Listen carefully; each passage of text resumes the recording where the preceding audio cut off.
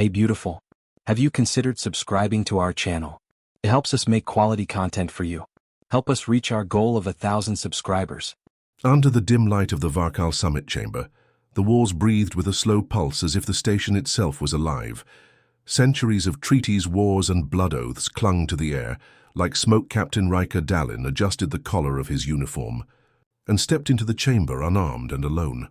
The only human among apex beings from across the galaxy, every footstep echoed against the ribbed floors and drew the attention of creatures that had never once bowed to prey. 12 seats formed a circle around a central pit, each throne a grotesque monument to the species that claimed it. The Krexa's obsidian perch was carved from the bones of vanquished warlords. The Falaran dais shimmered with shifting patterns like a predator's.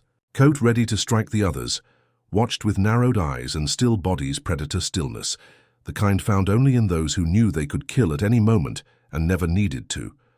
Rush Riker gave each of them a nod and held his posture steady, never flinching, never blinking. He took his place at the one vacant seat, a smooth slab of Terran steel, unadorned, unpretentious. It drew more attention for what it lacked than anything it held. A low growl rolled from the Krexor war leader, his voice like gravel grinding in magma. "You come unarmed prey creature, do you mock our summit?" Riker met his yellow reptilian eyes with no fear, only a calm that unsettled even him. "We do not carry weapons because we do not need them, not among those who consider themselves civilized."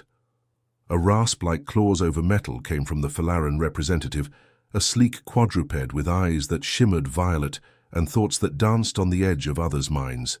"He does not smell of fear," another voice from the shadows. Slow and wet like something oozing through bone. "Perhaps he knows he will die regardless." Riker let the silence hang, then spoke softly, every word measured. "Or perhaps I have seen death and found him less frightening than your eyes." A flicker of tension passed through the chamber.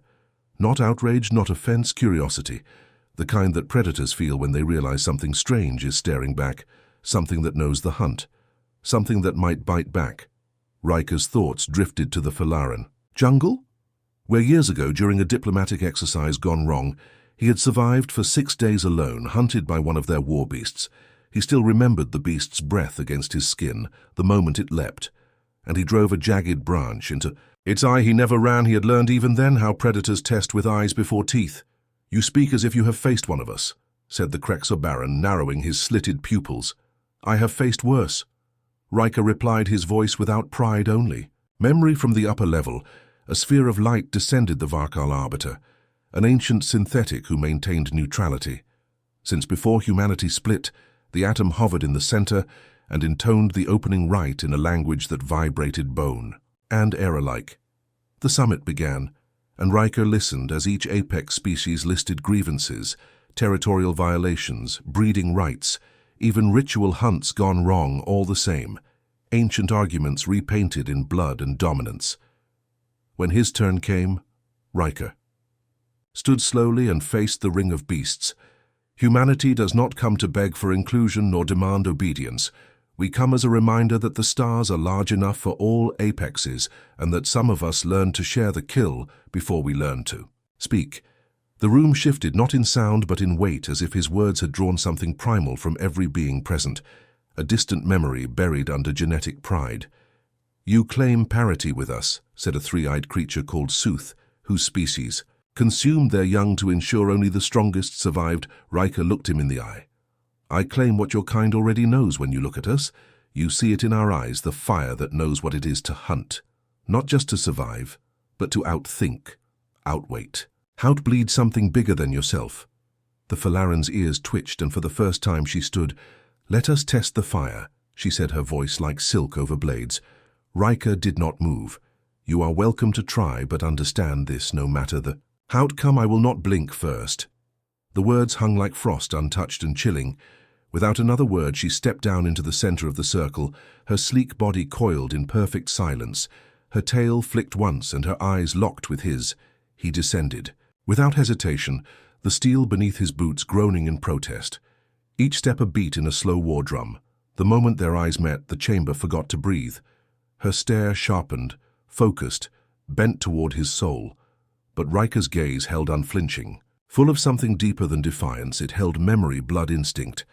A minute passed, then another beings who had never seen defeat leaned forward slightly as if drawn by the possibility that something impossible might occur. She stepped back, not in fear but in revelation. "You are not prey." "No," Riker said.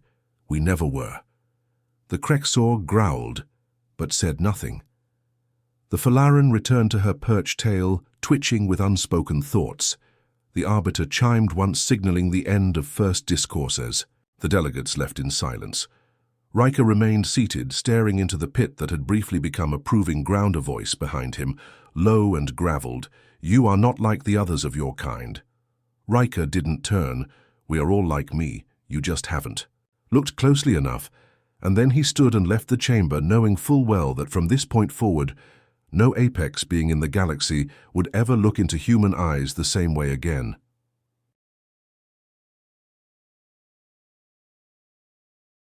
Gorvrak stirred beneath the iron light of the holding cell, his breath slow and heavy, his talons twitching as if dreaming of blood. The walls around him bore the scars of past victims, claws, teeth, even crushed bone embedded in steel, all reminders of what he was bred to be, not born, bred, engineered, sculpted into the perfect predator.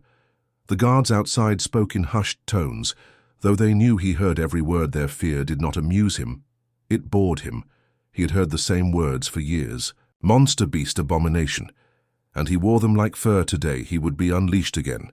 The arena would roar, the blood would flow, and somewhere in the crowd, credits would change hands as if gambling could make death any less certain. He licked his fangs with a black tongue and waited. The door hissed open and the scent hit him first. Different, not sour with fear, not laced with the ammonia of prey, but sharp, steady, clean, a soldier's scent, and beneath it, something colder. The human stepped in, flanked by two armored guards whose rifles were pointed more at him than the prisoner. He was escorting. Gorvrak tilted his massive head, his 6 nostrils flaring as he took in the man. The human wore no armor, no weapons, only a grey prison jumpsuit, marked with blood and soot. His hands were shackled, but his eyes were not. Sergeant Ethan Hale stared back unblinking. Gorvrak rose to full height, his back brushing the ceiling. Even among predators, he was large, a brute of muscle and instinct, and appetite. The chain that leashed him groaned as he moved forward and stopped inches from the human.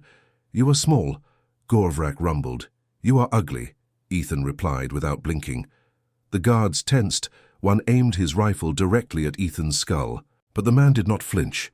Gorvrak's pupils narrowed, his breath stilled, then rumbled out in a low, amused growl. "They said you volunteered? They said you eat people," Ethan said. "I do. Then you'll find me hard to swallow." Gorvrak laughed, and the sound shook dust from the ceiling, but behind the amusement was something else. Something old, something like recognition. The guards shoved Ethan forward and locked him into the transport pod. Gorvrak followed without resistance. When the pod launched, the only sound was the distant rumble of the crowd. The arena was carved into the bedrock of a desert moon, its surface cracked and blistered from solar winds. But the pit beneath was cool and dark and alive with bloodlust. Beings of every species watched from high above, cheering for violence, not survival performance, not justice. The gates opened, and Gorvrak stepped into the sand. The cheers grew louder, a wall of noise that fed his pulse. His jaw clenched, his claws flexed. He looked to the opposite gate and saw Ethan step through, unarmored hands still shackled, though the locks had been deactivated. The announcer's voice rang out, listing his crimes, lies mostly fabricated to fill the void between matches. Desertion, assault, insubordination. All that mattered was the final word. Guilty. Gorvrak moved forward, slowly savoring the moment. Every step calculated, his muscles coiled for the final pounce. But something was wrong. Ethan was not afraid. He did not run. He did not tremble. His eyes followed every movement with the calm precision of a hunter, not the desperation of prey. "You should run," Gorvrak said, his voice like a storm rolling through stone. "You should think twice," Ethan answered. Gorvrak leapt, claws extended, jaws wide, a blur of speed and mass that had ended hundreds of lives in a single strike. But this time he stopped inches from Ethan's face. The human had not moved. He had not blinked, their eyes locked, and in that instant, Gorvrak saw something that unraveled everything. He saw himself. Not the shape, not the flesh, but the fire, the raw, unyielding will that refused to kneel, refused to scream, refused to die. Gorvrak stepped back. The crowd fell silent, confused, angered their monster. Was not performing. Ethan stood still, his hands now free. The locks having snapped during the charge, though no one had touched them, he raised them slowly, showing empty palms, not submission, only stillness. "You see it, don't you?" he said. Gorvrak's breath came faster, not with hunger but with revelation. "You are not prey no more than you." The crowd began to boo, to scream. Some called for death, others for blood. The control pit surged to activate the neural leash that would force Gorvrak into a killing frenzy. He roared once loud enough to crack the arena walls, then turned and launched himself at the observation deck. The guards reached for weapons too slow. He tore through them like paper steel bent in his hands. Alarms blared as he smashed consoles, tore out wiring sparks. Flue fire bloomed and the gates began to fail. Ethan ran to the central tower, climbed the broken scaffolding as Gorvrak cleared a path behind him. Chaos erupted. The crowd scattered. Guards fled. The arena was burning. And in the center of it all stood a man and a monster. No longer enemies, no longer chained. Outside the arena, an emergency shuttle lifted from the debris, its pilot. A human whose hands were burned but steady, its cargo bay filled with smoke, and one very large predator curled in silence. Ethan looked back once as the flames rose higher, and the arena collapsed into itself. Then, forward into the stars, Gorvrak watched him from the shadows, his voice quiet for the first time in years. "You are not what they say your kind is," Ethan turned. "Neither are you." And the two sat in silence as the stars turned above them, both hunted, both born for war, yet something more. Something kindred, something free. And the galaxy whispered of the day the beast spared the man, and the man spared the beast, and what that might mean for every predator still waiting in the dark. Lieutenant Mark Holloway moved through the dense alien jungle like a shadow. His body pressed low to the ground, every footfall measured, each breath slow and controlled. The air was thick with humidity and the scent of foreign plants that clung to his skin like an invasive species, but he ignored it all. His mind was focused on the hunt ahead of him. A figure moved silently through the underbrush, its massive form blending with the green and brown of the world's thick foliage. The Dranthul. Apex Hunter was 10 times his size and far more lethal.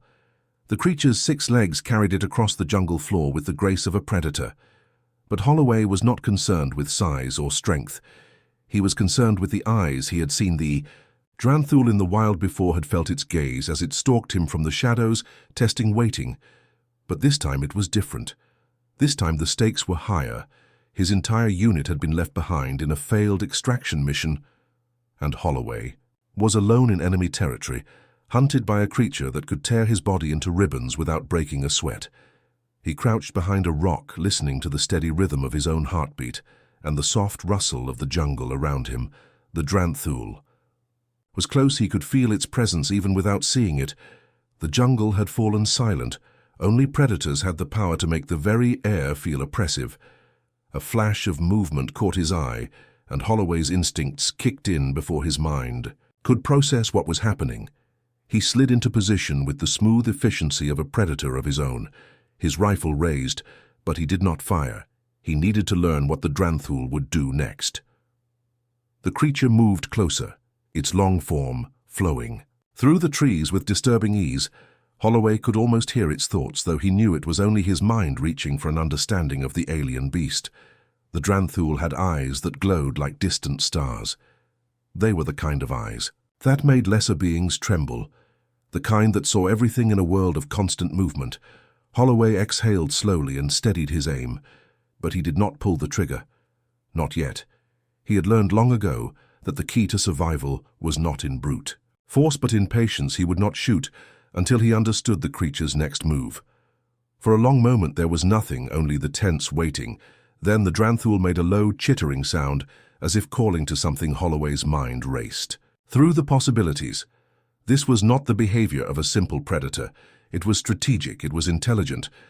The creature's eyes locked onto him suddenly, and for the first time, Holloway felt a wave of raw, instinctual fear, the kind of fear that comes not from danger, but from the understanding that something older and more primal was staring back at him. The Dranthul did not charge, it did not attack. Instead, it stood motionless, its gaze never leaving Holloway's eyes for the longest time. Holloway remained frozen, watching the beast watching him back. It was as if the two of them were caught in a silent exchange, one that went beyond the rules of predator and prey, one that spoke to something buried deeper in both of them. The Dranthul shifted slightly, its body language still unreadable. Its eyes narrowed, and Holloway had a fleeting thought that perhaps the creature was waiting for him to make the first move. Perhaps the predator had become the one who was waiting for the prey, to show weakness. In that moment, Holloway understood something. The Dranthul was not just a predator, it was a mirror.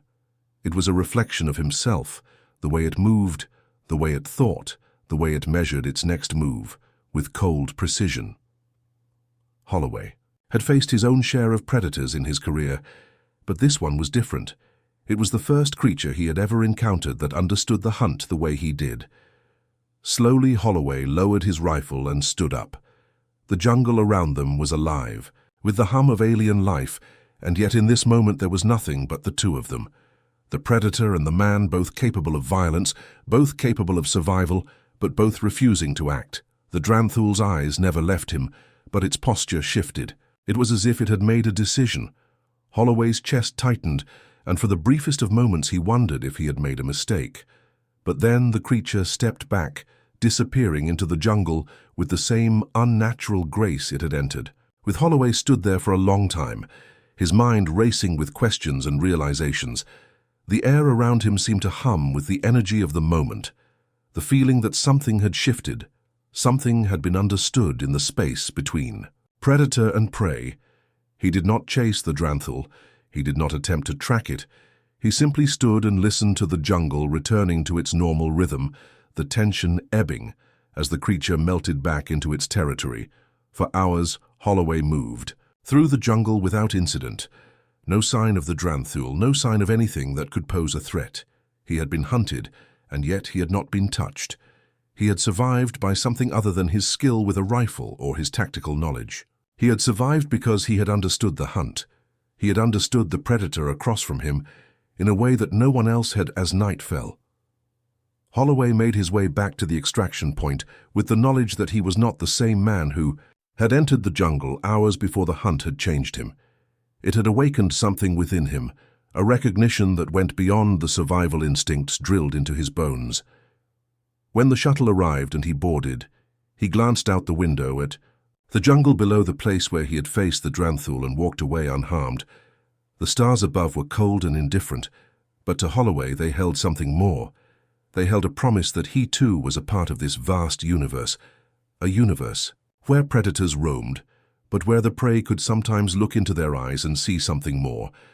As the shuttle ascended, Holloway's thoughts drifted to the eyes of the Dranthul, the cold, unblinking stare that had not been just a challenge, but a recognition. He had looked into those eyes and seen himself, and in that moment, Holloway knew that he was no longer just a soldier. He was something else now, something older, something that understood the hunt in a way no one had ever explained. To him, the stars beyond the shuttle window flickered like distant fires, and Holloway sat back with a deep breath as the realization settled over him. He was no longer the hunted. He was something more than that, something that understood the eyes of the predator, because somewhere deep inside him he was the predator too, and for the first time since the hunt began, Holloway smiled. Riker stood at the edge of the station's observation deck, staring out at the stars that stretched endlessly before him. The vast expanse was both comforting and suffocating the emptiness, a constant reminder of how small he truly was. He clenched, his fists feeling the cold metal of the railing beneath his palms, the hum of the station's engines, a distant vibration in his bones. But the quiet was never enough to drown out the questions racing in his mind. He had faced the greatest apex predators in the galaxy, been stared down by eyes that saw him as nothing more than prey.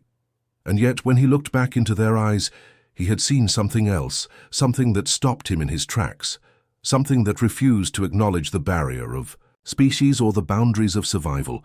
It had happened once again in the Varkal summit chamber, when the Krexor and Falaran and Sooth had all looked at him with those strange eyes, eyes that recognized something kindred. But it was not just their eyes that unsettled him. It was the knowledge that for the first time in his life he had become something different to them. Not a curiosity, not a freak of nature, but something else altogether. Something that could no longer be categorized as prey, captain. Dalin! The voice startled him, and he turned to find the Arbiter standing at the doorway, the ancient synthetic floating silently in the dim light, its design archaic yet timeless, its face unreadable. "Something you need?"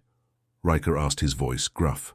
As he wiped his hands on his pants, "You have been summoned," the Arbiter said without elaboration. It was not a question. It was an order. Riker nodded and followed the figure through the corridors of the station.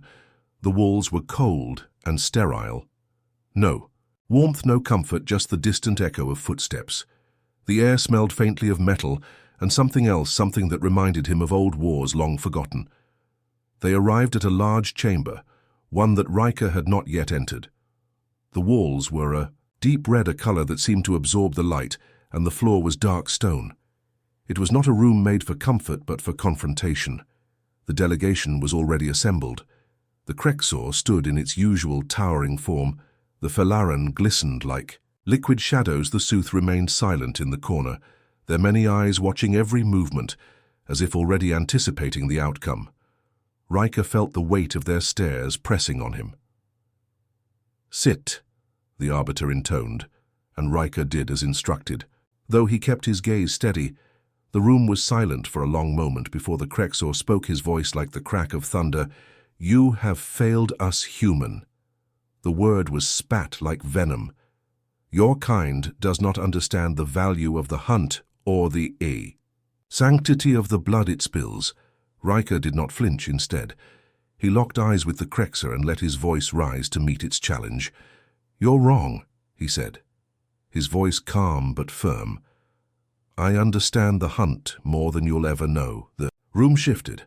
The Falaran's tail twitched and the Sooth's many eyes narrowed in interest.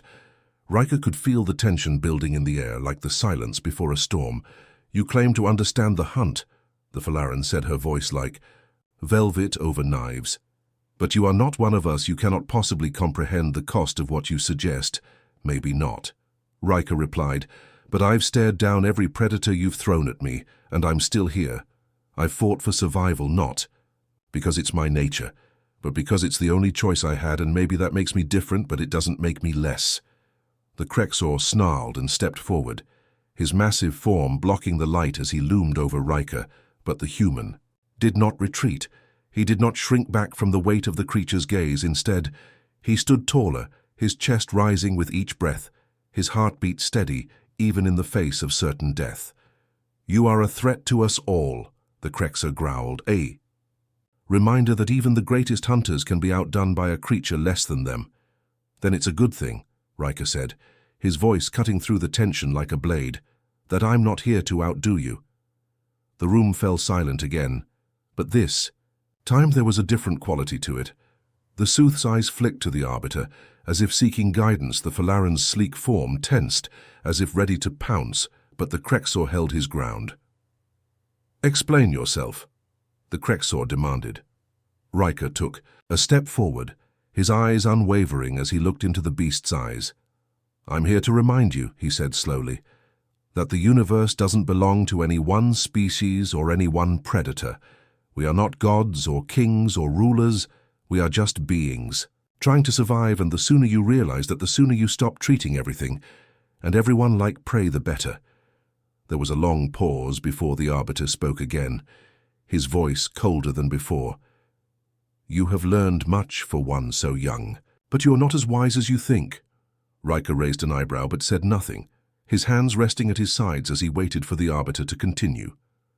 "You are dangerous," the Arbiter continued, "but not in the way you think. Your kind is capable of something more than survival. Something that transcends the need to hunt and kill. It is something we have never understood. Something we fear." The room was quiet now. The tension between the species palpable and Riker could feel it pressing in, on him like a weight.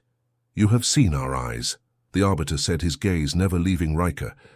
"You have seen the predator within us, but you have yet to understand what that truly means." Riker's thoughts flickered back to the Dranthul in the jungle, the creature that had stared into his eyes and seen something there that even Riker had not understood at the time. A reflection of itself, but also something more, something that transcended the boundaries of species. He opened his mouth to speak, but the Arbiter raised a hand silencing him. "You are the greatest threat to us all human," the Arbiter said. "Not because of what you are, but because of what you can become." Riker's heart skipped a beat, and for the first time in the conversation, he felt a flicker of uncertainty run through him. The words hung in the air like a warning, a threat, or perhaps an invitation. He wasn't sure. "You are not just a hunter," the Arbiter continued. "You are a force of nature. And that is why we must kill. You before you kill us." The Krexer snarled again, his fangs bared. But this time the other delegates remained silent, their eyes locked on Riker as if waiting for him to make the next move. Riker took a deep breath, and in that moment he understood. Something fundamental, something that had been building since his first encounter with the apex predators at the summit. He was no longer just a man. He was something more, something that could not be controlled or contained. And the universe had just begun to take notice. Without warning, he moved with lightning speed toward the Krexer, his hand flashing out to grab the beast's throat, and for the first time in his life, Riker felt the true weight of the predator's gaze reflected back at him. "You want to kill me," he whispered, his voice like ice, "but you won't be able to." And with that, the chamber erupted into chaos. The final battle had begun.